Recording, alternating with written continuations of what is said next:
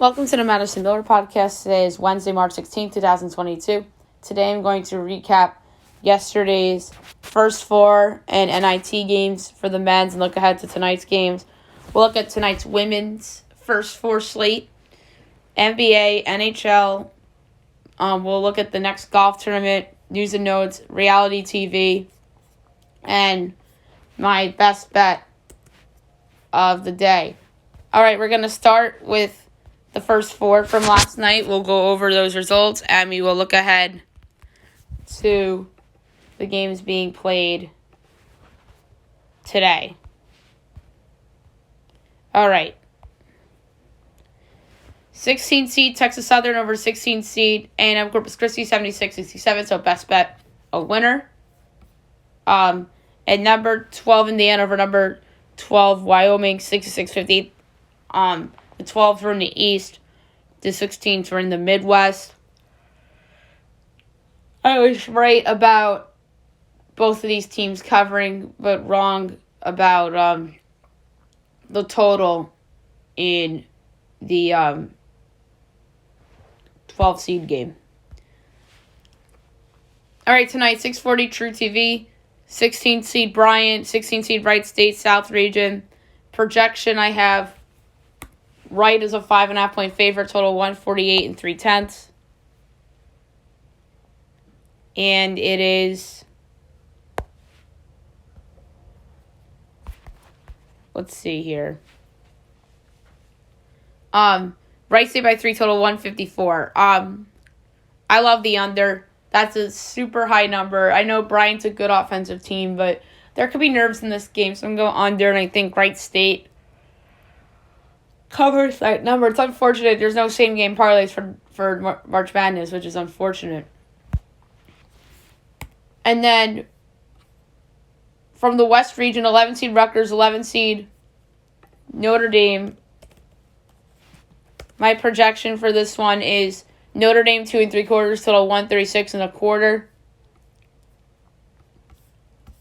And we got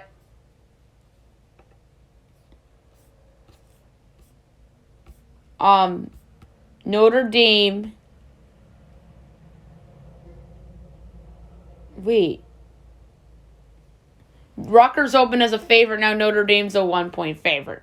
All right, that makes more sense. Notre Dame by 1. Total 132. I'm going to go with the over in this one. I think this will be a little bit of a high score game than the number suggests. Rutgers is one of the two feast or famine teams in the country, them and Alabama, and I think that Rutgers goes down tonight. So giving Notre Dame the win, but the podcast pick will be the over. Alrighty. Now we're going to go over the NIT results from last night and look ahead to tonight's NIT games. So there are 9 games last night in the NIT. VCU over Princeton 90-79, Vandy over Belmont 82-71, Oklahoma over Missouri State 89-72, North Texas over Texas State 67-63 in overtime, Xavier over Cleveland State 72-68, A&M over Alcorn State 74-62, Oregon over Utah State 83-72, Washington State over Santa Clara 63-50, and St. Bonaventure over Colorado 76-68. Now we look ahead to tonight's games. 7 o'clock you have Towson Wake. My projections Wake 8, total 143 9/20. And it is 8 and 149.5. Under.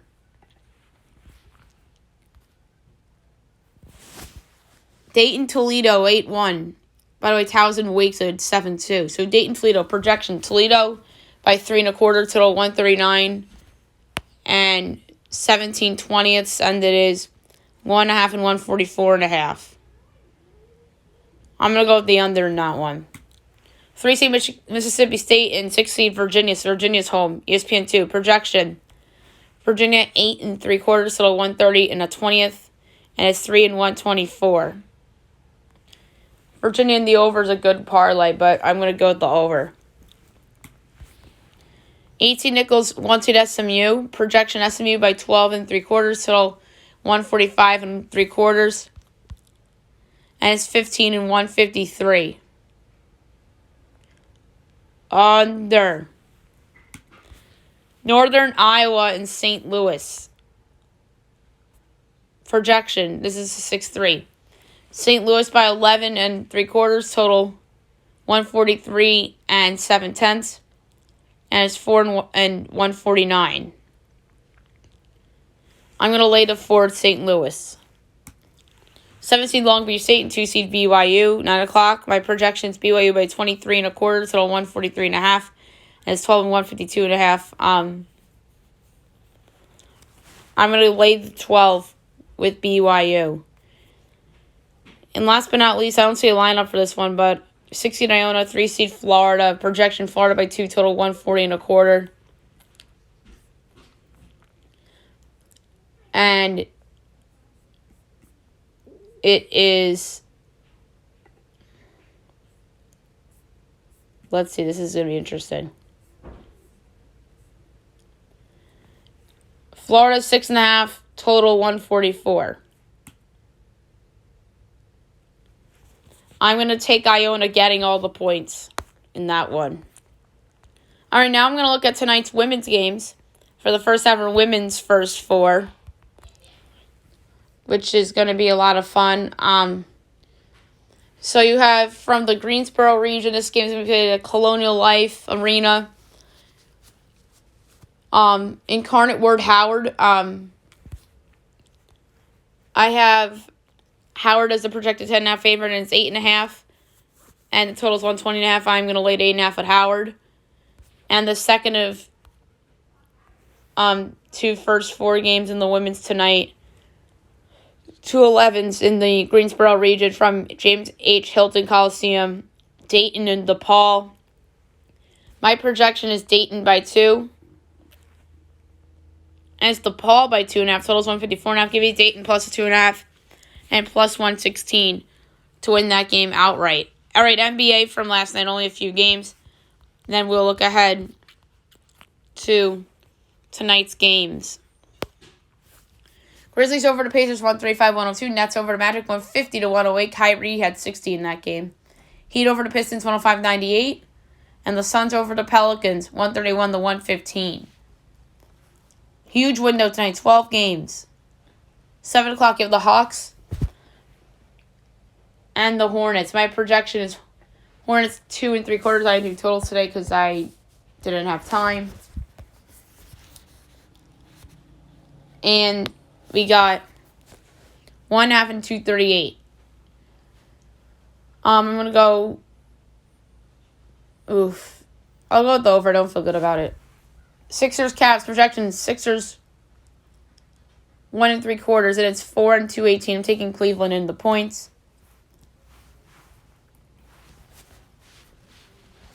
Nuggets, Wizards, projection. Nuggets by 4, and it's 5.5, so it's 28.5. I'll take the over. 7:30 ESPN, Mavs, Nets from Barclays. Projection, Mavs 3 and 3/4, and it's 1.5 and 220.5. I'll lay the 1.5 at Dallas. Bounce back spot. Or I should say letdown spot for Brooklyn and no Kyrie. Blazers, Knicks, projection. Knicks by a whopping 17 1/4.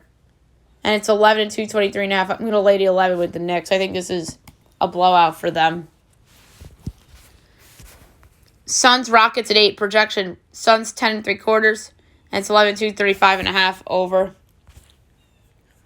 Lakers, Timberwolves, projection. Minnesota by 12.5. And it's 9 and 238.5. I'll lay the points. 8:30 Thunder, Spurs, projection. Spurs by 11 and 3/4. And it's 13.5 and 234.5. I'll go with, believe it or not, the under. Because OKC's missing a lot of guys. 9 o'clock, the Bulls and the Jazz. Projection, Jazz by 4. And it's 5 and 225. I'll go with the over despite not having Lonzo Ball. 10 o'clock, ESPN. It's a good one. Celtics, Warriors. Projection, Golden State by 6. And it's 3.5 and 221.5. I'll lay the points with Golden State. Bucks Kings projection: Milwaukee 7.25, and it's 9 and 240. Don't like this pick, but I like the over. And then last but not least, 10:30, the Raptors and the Clippers projection. Clippers 3.75, or Raptors 3.75, and it's 2 and 218 over. All right, NHL. We'll look back on last night's games and look ahead to tonight's games. Leafs over the Stars 4-0. Coyotes over the Habs 6-3. Rangers over the Ducks 4-3 in OT on a game winner by Adam Fox. Caps over the Isles 4-3. Preds over the Pens 4-1. Jets over the Golden Knights 7-3. Bruins over the Blackhawks 2-1 in overtime. Oilers over the Red Wings 7-5. Canucks over the Devils 6-3. Avs over the Kings 3-0. And the Panthers over the Sharks 3-2 in overtime on a game winner by Frank Vetrano. 4 games tonight, 7:30 of the Blue Jackets and the Senators.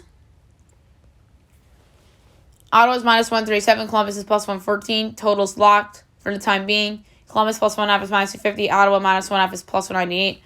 I'm going with Columbus here as a dog. TNT, Bruins Wild. That's a decent one. Wild -122. Bruins +102. Over under 6. Overs -112. Unders -108. Bruins +1.5 is -260. Wild -1.5 is +205. I'm going to go with the under in this one. I just think that there's not going to be that much goals in it. And plus, Boston's on the second of a back-to-back. 10 o'clock, Devils, Flames. Flames -360. Devils +280. Over under 6. Overs -112. Unders -108. Devils +1.5 is +106. Flames -1.5 is -130. I'm going over 6 -112. And last but not least on TNT, Lightning Kraken. This game has no business being on TNT. Lightning -275, Kraken +220, over under 6, overs -115, unders -105. Lightning -1.5 is -104, Seattle +1.5 is -118. I'm going to go over 6 -115 for my pick for that game. All right, now I'm going to go look at this weekend's golf tournament, which is the Valspar Championship, which will begin tomorrow and end on Sunday. I'm going to go through notable tee times. 7:40, you have Kramer Hickok, Adam Putnam, Chasen Hadley. 7:51, Matthew Naismith, Dylan McCarthy, Cam Triangle, Roger Sloan. 8:02, Sam Ryder, Bryce Garnett, Sam Piercy, Jonathan Vegas. 8:13, Bubba Watson, Dustin Johnson, Stuart Sink, Joaquin Herman, Jason Day. 8:24, Colin Mariko, Abraham Answer, Victor Hovland, Lucas Griffin, Zach Johnson, Brendan Todd. 8:35, Luis Olson, Jason Kokrak, Brooks Koepka. 8:46, Patton Kazir, Tyler Duncan, Brendan Grace, Lucas Donald, Matt Kuchar.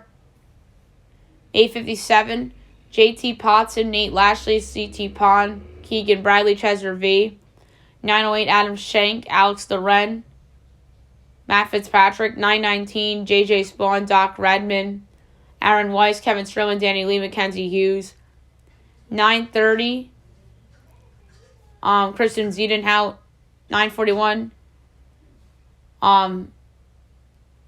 nobody have noticed. 12:30, Henrik Norlander, Vincent Whaley, Taylor Gainey, Adam Cook, Brock Stewart, Troy Merritt.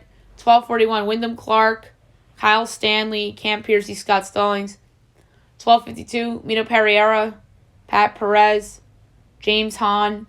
103, Joel Dahman, Carlos Ortiz, Justin Thomas, Matt Thompson, Kevin Kisner, Richard Wierenski's 114 with Shane Lowry and Brandon Gay. 125, Xander Schauffele, Gary Woodland, Webb Simpson, Francesco Molinari.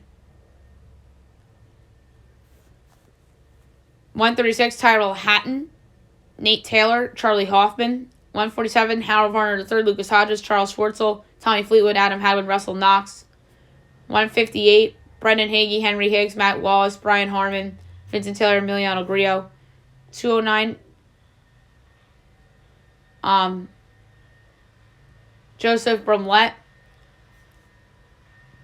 220, Taylor Moore, Matthias Schwab. 231, Cam Thompson.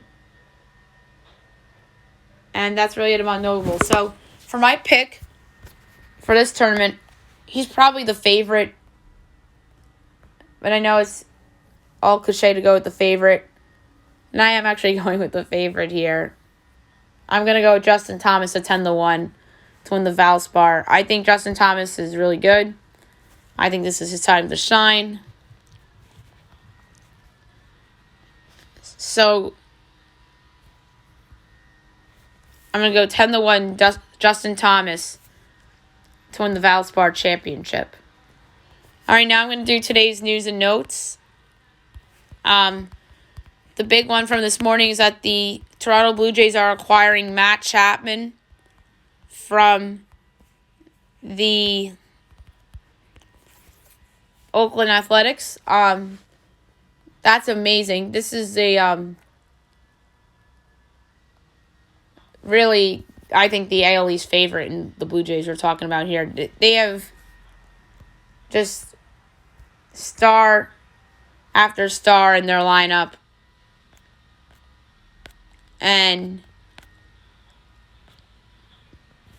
that is crazy.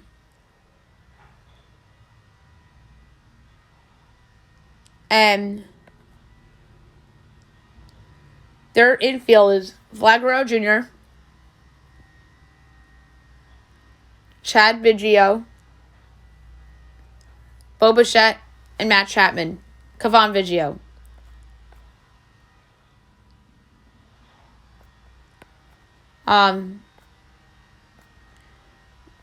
I don't have the return here.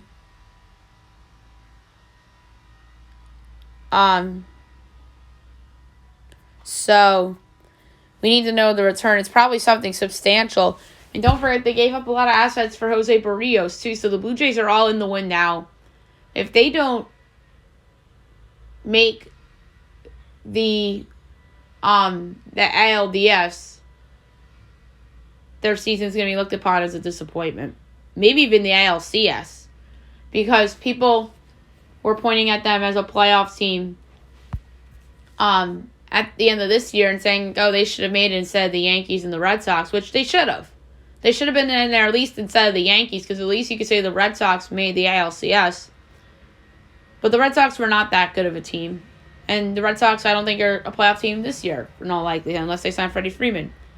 So, good on Toronto for pulling this together, and we'll see what the return is.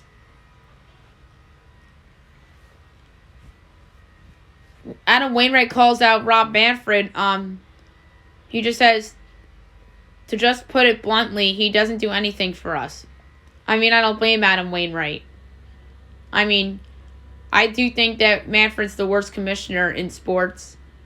I think Gary Bettman used to be that 10 years ago, but he's gotten better at his job. Roger Goodell has had some mistakes, but he's a good commissioner. And Adam Silver's the best commissioner in sports. I love Adam Silver. And it's a tough job to replace a legend. And we've seen it with Manfred. He's failing at it. And obviously Adam Silver is succeeding at it with replacing the late David Stern. So, it's going to be interesting for sure. The Yankees re-signed Anthony Rizzo 2 years, $32 million with an opt-out after the first year. I think that's a decent contract for Rizzo. Short term. Rizzo, I think, is being overshadowed. I remember how happy I was on this podcast when the Yankees acquired Anthony Rizzo. And the fan base was very happy too. But the fan base is now disappointed that they got Anthony Rizzo because it's not Freddie Freeman or Matt Olson. Anthony Rizzo's still a good first baseman. I think that people are just disappointed in him after the trade last year because he ended up getting COVID and it kind of screwed him over. So I think that he'll be good. He's a good defensive first baseman. And defense was a huge reason why the Yankees failed to live up to expectations last year. And I think they put a lot of emphasis on defense, especially in the infield, because of how bad their infield defense was a year ago. And it looks like Gleyber Torres might be the main guy out here. I wonder if he's going to get traded for a starting pitcher or something, or a catcher even down the road. So keep an eye on that. And then it was reported that Freddie Freeman didn't want the Yankees, as the team had a clear impression that Freeman wanted to go elsewhere. That's according to John Heyman. Did he not want to go there because it's always cold, because you have to pay tax? Or did he not want to go there because the Yankees have low-key turned into a somewhat dysfunctional organization since Hal took over, despite winning in 2009. So, it's interesting. A lot of guys didn't want to come to the Yankees. Shohei Ohtani passed on them. But I really think that this could be something that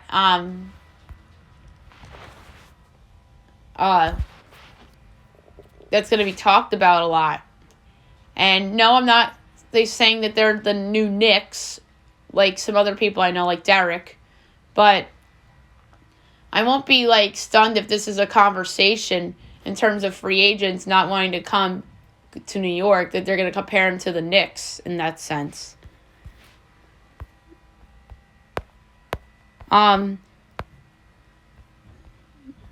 So Matt Olson gets an 8-year, $168 million contract extension from the Braves. So not only do they acquire Matt Olson, they lock him up long term. He's got to perform. And we'll see where Freddie Freeman lands. It's going to be interesting. And the Padres are in the bidding for him too, and they're trying to trade Eric Hosmer, who is overpaid and overrated at this point in his career. I'd rather have Anthony Rizzo than Eric Hosmer. But we'll see where Eric Hosmer could potentially land. Maybe Tampa Bay or something.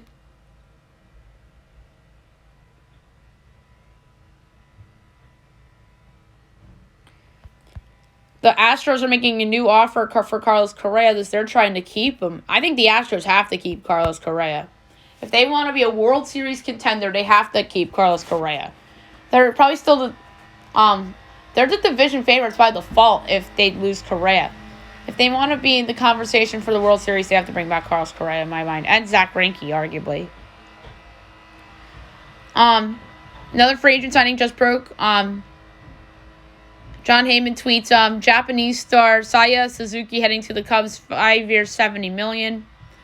So we'll see if he works out. He's a piece for them going forward. Some NHL news before the deadline. 50-50 chance Marc-Andre Fleury is traded before Monday. And the Blackhawks will honor his wishes. So we'll see where he ends up. I think he should go back to Vegas. They've been very up and down, mostly down lately. Robin Leonard's not been healthy, and their backups aren't good. So I'd look at Vegas as a possibility for Fleury.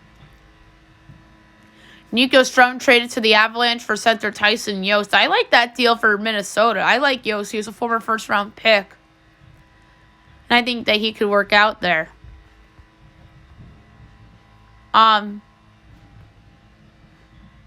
Football. Jaguars kind of Miles Jack as they are on a spending spree trying to build a team around Trevor Lawrence. Ravens signed Marcus Williams, 5 years, $70 million. That's a great signing for Baltimore to improve their secondary. How about this? Randy Gregory initially agreed to a 5-year, $70 million deal with the Cowboys. But he backed out of that and went to Denver. Same contract and everything. And the Cowboys had to delete their tweet. already bailed on him, which is embarrassing. That's very embarrassing by the Dallas Cowboys. How do you let him go after agreeing to that contract? And that's not the first time this happened to a Dallas team over the last 10 years. Don't forget DeAndre Jordan had the agreement with the Mavericks, backed out of it, went back to the Clippers. So Dallas fans know how this feels. And it's even more embarrassing because this is the Dallas Cowboys and Jerry Jones. What an embarrassment. And good on Denver for taking advantage, replacing the production if Von Miller leaves. But if they sign Von Miller, Dallas, then look out. Dallas can make up for it, though.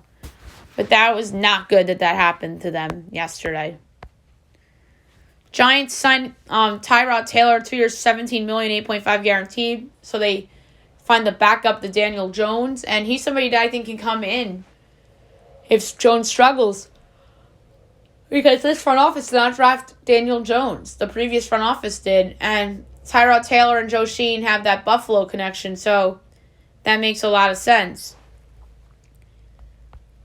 Baker Mayfield thanks the Browns fans, sans interest in Deshaun Watson. He says, I've given this franchise everything I have. So he must think that he's going to be the Texans quarterback or some other team's quarterback next year. Because it looks like that the Browns want to upgrade from Baker.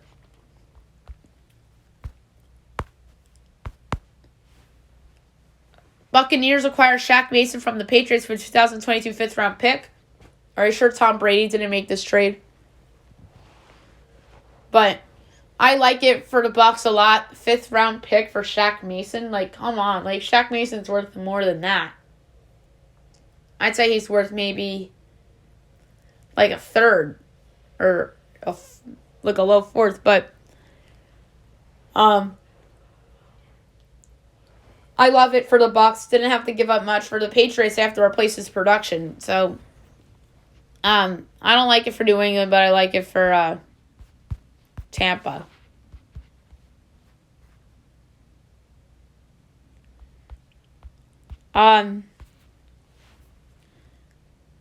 Michigan's Mimi Bolden-Morris will be the first female graduate assistant to work for a Power 5 football program. So that is really cool. I like seeing more and more women get involved in sports. That's great. Jamal Murray moved to the G League affiliate for practice reps, so he's close to coming back to Denver. So Denver's going to be looked upon as a better team with him and MPJ back.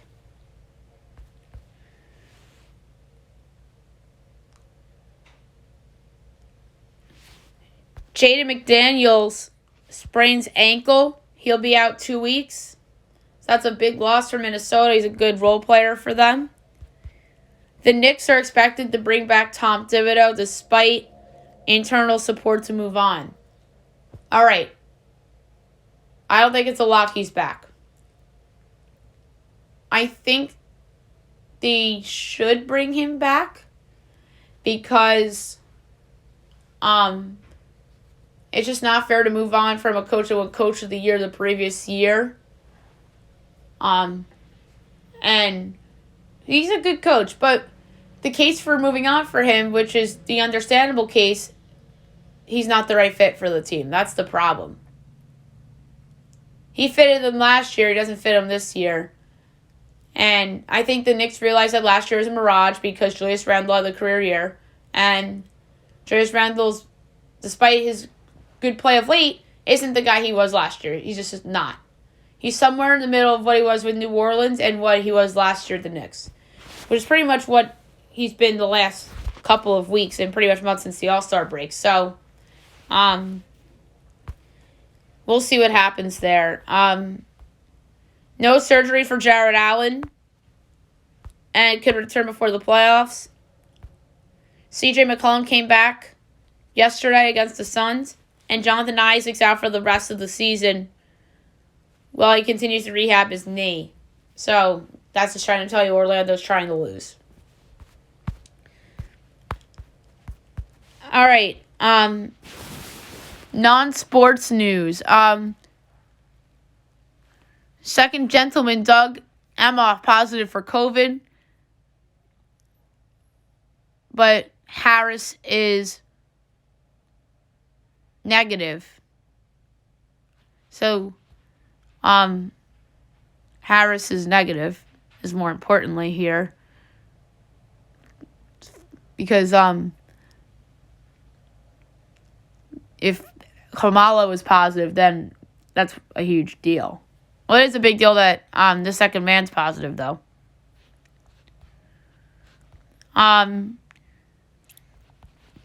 Pfizer's seeking FDA, CDC okay for a fourth COVID dose for seniors.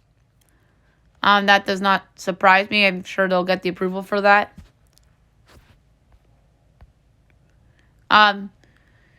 Roller skating at the Rock Center to return after 80 years, so that's cool.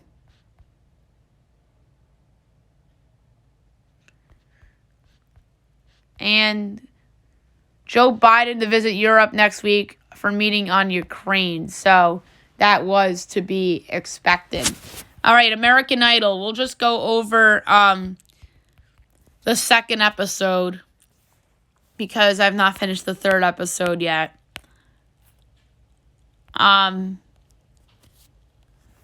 So there was a lady, Betty Maxwell, 27 years old, who won 2016 Miss America and performed The Moment Like This by Kelly Clarkson. She was phenomenal. She's into the next round. Leah Marlene, 20 years old, from a town called Normal, Illinois. She sang Steal My Girl by One Direction, and then she performed an original song, got 3 S's into the Hollywood round. Then there's a gentleman, 27 years old, by the name of Mike Parker from Warrenton, Virginia. He sang an original song, 3 S's into Hollywood. And then there's a girl, Kelsey Dolan, 18 years old from West Virginia. 3 checks in the Hollywood. Then there's a girl, Skylie Thompson, 17 years old from Oklahoma, performed an original song. Got only 1 yes, but 2 no's. I think Katy Perry was the yes. And the gentleman said no. There's a gentleman, 20 years old, by the name of Luke Taylor from Westchester, Pennsylvania, performing Ring of Fire by Johnny Cash, and then they had him sing Frosty the Snowman. He had a really, really deep voice. But he got a no from Katy Perry, which was unacceptable for me. And at 2 yeses from the gentleman, he was in the Hollywood. And then Kennedy Anderson, 17 years old, from Virginia, performing Applause by Lady Gaga. She got 3 yeses. She did it on the piano. She was phenomenal. I thought she was the best singer of the second episode. She was a platinum ticket winner. So she'll skip the Hollywood round, the first round of Hollywood, I think. Aaron Westbury, 20 years old, from Greenville, South Carolina, performing 2016 by Sam Hunt. Got 3 S's in the Hollywood. Allegra Miles, 18 years old, from the U.S. Virgins. Got 3 checks in the Hollywood.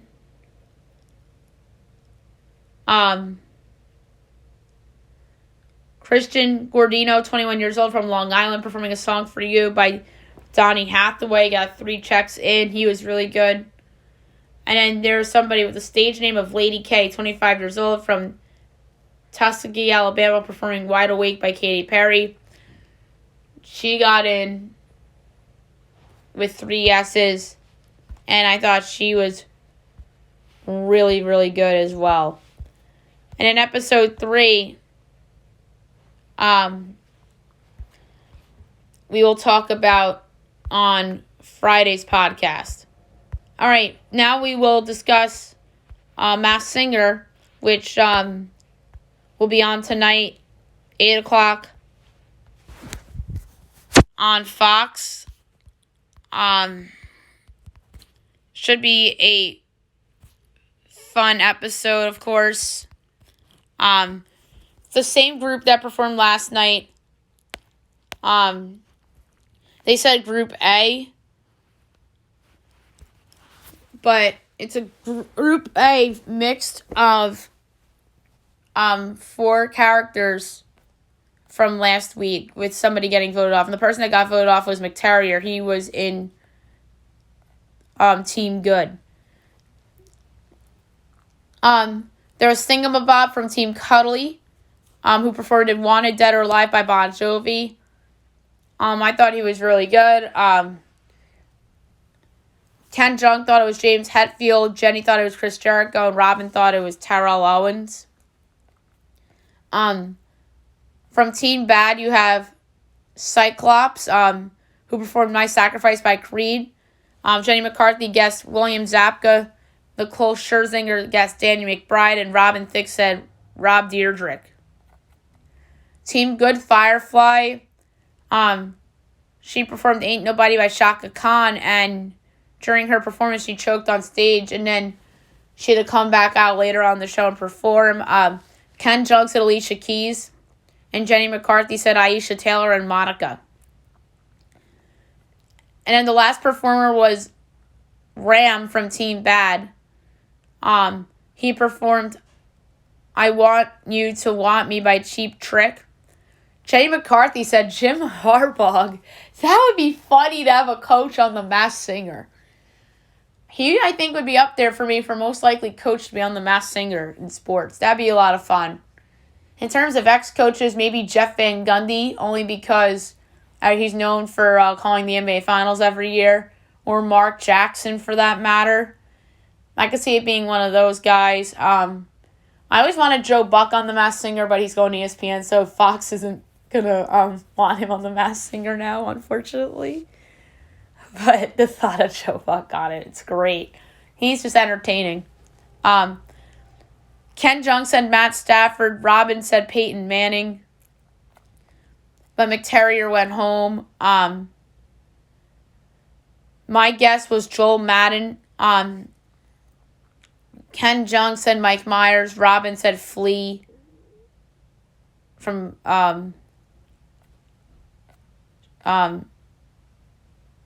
Red Hot Chili Peppers.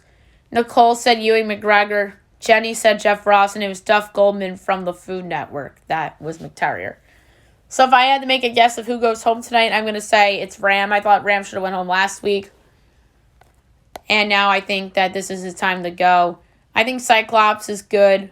I think that Thingamabob's good. I think Firefly's good. I think Ram's good too, but somebody has to go home, and that somebody, I think, is going to be Ram. All right, now we're going to talk about a show we haven't discussed yet on the podcast, but I've gotten some requests for it from friends and from listeners of the show. We're going to talk about Survivor a little bit. It's a fun show, obviously. It's a popular show. They're in season 42 right now. So last week they broke into the tribes. There's Taku, Aika, and Vati. Last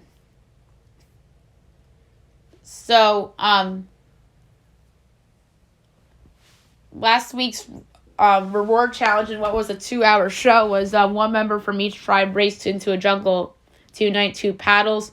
A second member then raced along the beach to retrieve the rest of the paddles, but each were met with the decision to immediately grab the paddles or untie 20 knots for individual advantages.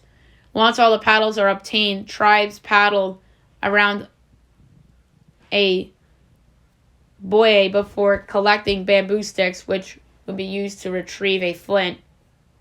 The first tribe to get the flint won, plus a pot and a machete. All right.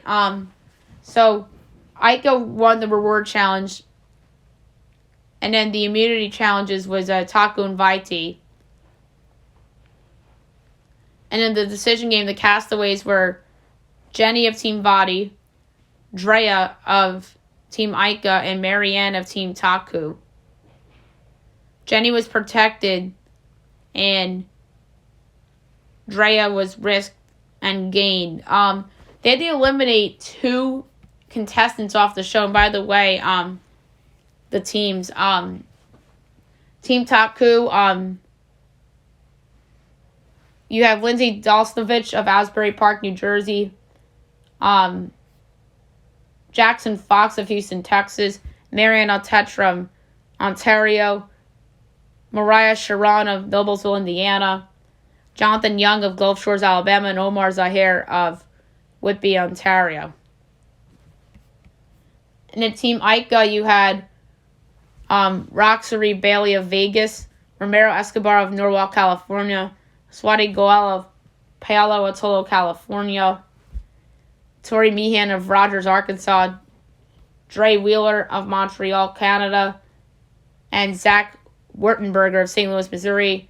And in Vadi, you have Hai Jiang of New Orleans, Chanel Howell of New York, Jenny Kim of Brooklyn, Lydia Meredith of Santa Monica, California, Daniel Strunk of New Haven, Connecticut, Mike Turner of Hoboken, New Jersey. They had to eliminate somebody for medical reasons, and he was on drugs, and that was Jackson. And before Jeff Probst showed up in the middle of the episode and eliminated Fox himself because he hid the fact that he was on drugs. And then they found out, so they had to kick him off the show, unfortunately. And before he was eliminated, they had their talk with their group, and he came out as trans. And people were inspired by his story, as he said he auditioned for Survivor as a female. And then he was going through a lot in his life. He had a death in his family. And then he had his transition. And then he was on Survivor. And then he was on drugs. So he was medically evacuated on day 3. And then Team Ica was the team that had to eliminate somebody. And Zach was the one that was eliminated, as all of his peers from his team voted to kick him off the show, despite Drea risking her vote, and ultimately she was able to stay on. So tonight's show should be a lot of fun. This is a tough call to predict in terms of who could go home and whatnot. So if I had to make a guess of the team that might have to eliminate somebody, it might be Team Vadi. I'm going to say the one that could potentially be the fall guy. So the fall person. I just have a gut feeling it might be somebody from Team Vadi. Could be wrong. Maybe Daniel. There's always some surprises on here that you don't expect. All right. Last but not least, my best bet of the day, brought to you by FanDuel. This is a tough one. I'm going to go for the second time in the row. I'm going to go with a first 4 game, and I'm going to go with the under in the Wright State Bryant game. I just think that's too high for a first 4 game. I just don't see that score being that high. I could see both teams in the 70s, but maybe low 70s. I just don't see it cracking 150. So I'm going to go under 154 between Bryant and Wright State for my best bet of the day. All right, so that's it for the show today. I'll be back tomorrow recapping everything from the first 40 NIT in the women's, and look ahead to everything going on tomorrow. Tomorrow's going to be a huge day. NBA and NHL golf, Survivor and Masked Singer news and notes, and best bet. Hope you guys have a great day, everyone.